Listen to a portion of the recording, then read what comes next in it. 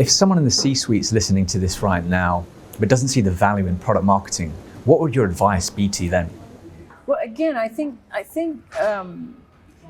the folks that don't see a need for it assume that this product marketing function is happening somewhere else.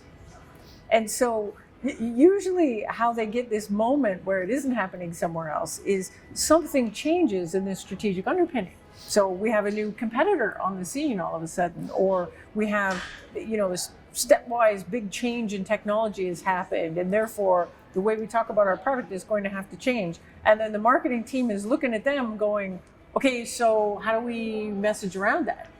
Okay, so how does that how does that affect who we're selling to? Or how does that affect our value proposition? And everybody's looking at everybody else going, who owns that?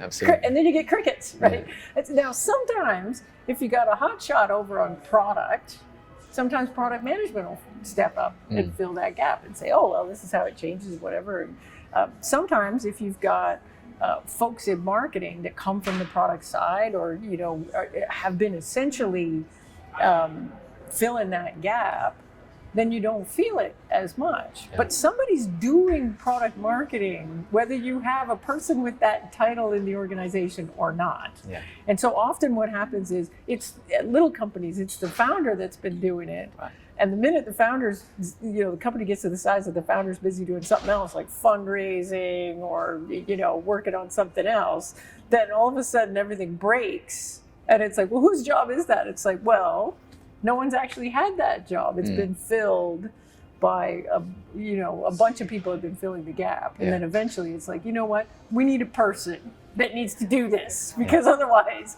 it's going to break every time something shifts. Yeah.